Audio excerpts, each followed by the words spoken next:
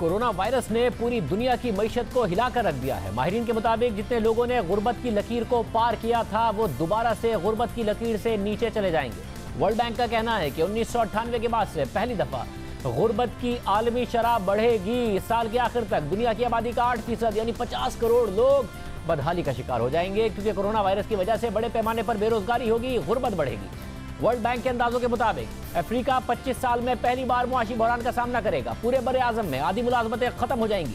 जनूबी एशिया को 40 साल की बदतरीन मुआशी सूरत हाल का सामना करना पड़ेगा। सिर्फ बांग्लादेश में गारमेंट सेक्टर से जुड़े 10 लाख अफराद अपनी मुलाजमतों से महरूम हो चुके हैं। दुनिया की आधी वर्क फोर्स मुलाजमत से महरूम हो जाएगी, गुर्बत बढ़ेगी। पाकिस्तान में भी मईशत 1.5% सुकड़ेगी। क्या इस हवाले से मामलात होंगे? हफीज पाशा साहब, साबिक वज़ीर ख़ज़ाना, हमारे साथ मौजूद हैं। पाशा साहब, बहुत शुक्रिया। सबसे पहले, कल हुकूमत ने तेल की कीमतों में कमी की, ज़ाहिर टैक्स महसूलात भी हुकूमत की कम है, तो जितना प्रपोज किया गया था उससे कम की। अपोजिशन एतराज़ कर रही है। आप समझते एक मुनासिब फैसला है, क्योंकि आप भी डिमांड कर रहे थे, या इससे ज़्यादा हो सकता था? मैं समझता हूँ कि हमारी हुकूमत ने बहुत मुनासिब क़दम लिया है। एक कीमत जो उन्होंने कम की, तेल के आपके पेट्रोल की कीमत 15 रुपये और फिर हाई स्पीड डीज़ल की 27 रुपये, ये बहुत बड़ा क़दम था इनका। और इसके नतीजे में अगर ये साल भर क़ायम रहा तो इंशाअल्लाह इसके नतीजे में पूरे पाकिस्तान के लोगों को तकरीबन 300 अरब का फ़ायदा है। इससे ज़्यादा इसलिए करने में दिक्कत हो सकती थी कि खुदा न खास्ता अगर कीमतें थोड़ा बढ़ना शुरू हो जाएं तो फिर बढ़ाने की ज़रूरत पड़ेगी। तो कुशन रखा है, मगर बहुत छोटा कुशन रखा है। ये बहुत मुनासिब डिसीजन है, और प्राइम मिनिस्टर साहब ने जो डिसीजन लिया है हम सब समझते हैं कि ये एक सेंसिबल और सोचा समझा एक डिसीजन है। अच्छा, साथ बताइएगा कि अप्रैल में ज़ाहिर 426 अरब रुपए का टारगेट था, मईशत बंद थी, 242 अरब रुपए जमा हो सके। तारीखी इस वक्त हमें नज़र आ रहा है कि पाकिस्तान को खसारे का सामना करना पड़ सकता है। ये सूरत हाल कितनी ख़तरनाक है? आपने बिल्कुल ठीक फरमाया कि ये तारीख़ का सबसे बड़ा खसारा होगा। अंदाज़ा ये कि ये 9.5% से बढ़कर 10% हमारी जो GDP है वहाँ तक पहुँच सकता है। तारीख़ में ऐसा कभी नहीं हुआ। ये 4000 अरब से भी ऊपर जाएगा, और इसके नतीजे में जो प्रेशर पड़ेगा आने वाले दिनों में कि पैसे छापने की ज़रूरत पड़ गई है, और स्टेट बैंक को मनी सप्लाई में इजाफ़ा करना पड़ा है।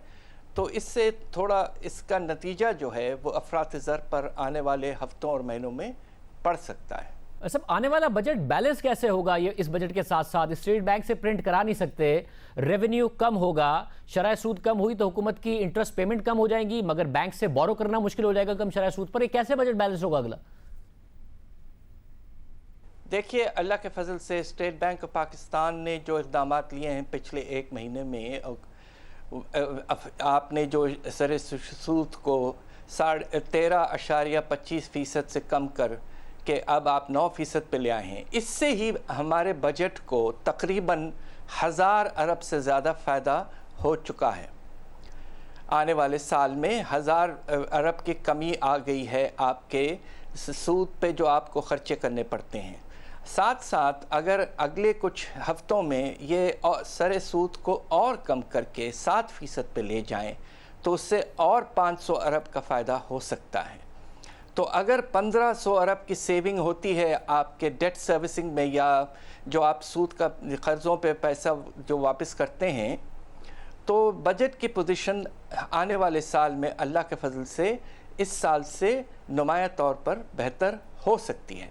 मगर सबसे बड़ा सवाल यह है कि क्या रेवेन्यूज़ में किस रफ्तार से इजाफा होगा आने वाले साल में, उसके बारे में इस वक्त कहना बहुत मुश्किल है। मगर कम से कम एक्सटर्नल सेक्टर में आपको इस्तेहकाम दिख रहा है। IMF ने पैसे दिए, 10 अरब डॉलर के करीब हमारे रिजर्व चले गए थे, 12 अरब डॉलर हो गए हैं। करंट अकाउंट खसारे में मार्च के महीने में 99% कमी, तेल की कीमतें वैसे रिकॉर्ड सतह पर कम है। अब अगर मईशत खुले भी तो आप समझते हैं कि हमारे एक्सटर्नल सेक्टर पर खतरा नहीं होगा, या वो भी दोबारा मंडला रहा होगा? ये बहुत आपका अहम सवाल है। देखिए, ज़रा इस बात को हम ज़रा गौर करें कि हमारे जो तवाज़ुन अदायगी है उसमें क्या हो रहा है। आपने बिल्कुल ठीक फरमाया कि तिजारती खसारा जो है वो ना होने के बराबर रह गया, मगर इस खसारे को हम एक अकाउंट से फाइनेंस करते हैं जिसका नाम है फाइनेंशियल अकाउंट। اس میں جو باہر سے پیسہ آتا ہے، فورن انویسٹمنٹ ہو یا باہر سے قرضے آتے ہیں یا پرائیویٹ سیکٹر کچھ پیسے اپنے انویسٹمنٹ کے لیے لاتا ہے، تو یہ سب فائنینشیل اکاؤنٹ میں آتا ہے اور اس کے نتیجے میں فائنینشیل اکاؤنٹ میں سرپلس ہوتا ہے عام طور پہ، اور اس کے نتیجے میں ہمارا جو خسارہ ہے تجارت کا ہم اسے میٹ کر لیتے ہیں۔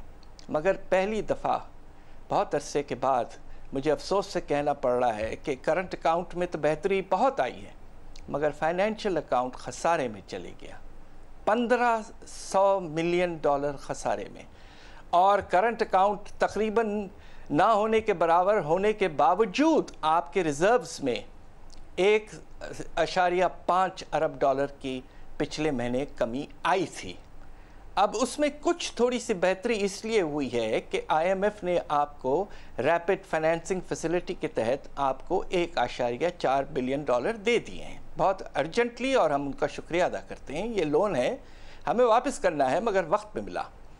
مگر یہ ساتھ ساتھ یہ دیکھیے کہ جو ہمارا پروگرام چل رہا تھا آئی ایم ایف کا پروگرام پچھلے سال سے، وہ رک گیا ہے، اور یہ بہت ہی پریشان کن حالات ہیں، اس لیے کہ اگر آئی ایم ایف کا پروگرام اس وقت ہمارا قائم نہ رہا تو باہر سے پیسہ آنا بہت حد تک رک سکتا ہے، اور اگلے سال ہمارے بیلنس آف پیمنٹس کی پوزیشن توازن ادائیگی میں کافی ہمیں پریشانی ہو سکتی ہے۔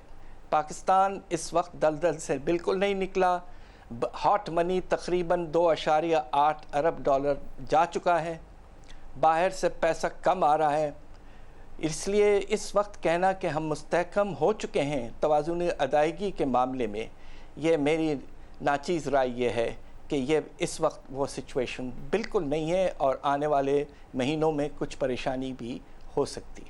بہت شکریہ۔ سابق وزیر خزانہ ڈاکٹر حفیظ پاشا ہمارے ساتھ موجود تھے۔ دنیا بھر کی معیشتیں خطرے میں ہیں، پاکستان کی معیشت کو بھی آنے والے دنوں میں خطرہ رہ سکتا ہے۔ اچھی خبر، مہنگائی میں کمی ہے، 3 ماہ سے مسلسل مہنگائی میں کمی آ رہی ہے۔ وفاقی وزیر اسد عمر نے آج ٹویٹ کی کہ مہنگائی کی شرح اپریل میں کم ہو کر 8.5% ہو گئی ہے، مسلسل تیسرے مہینے سے یہ کم ہو رہی ہے۔ 3 ماہ میں مہنگائی 6% سے زیادہ کم ہوئی ہے۔ 1 مئی سے پیٹرولیم مصنوعات کی قیمتوں میں کمی سے مہنگائی میں مزید کمی آئے گی۔ یہ ایک اچھی بات ہے، اور مہنگائی میں آنے والے دنوں میں کمی آئے گی۔ یاد دیجیے، اللہ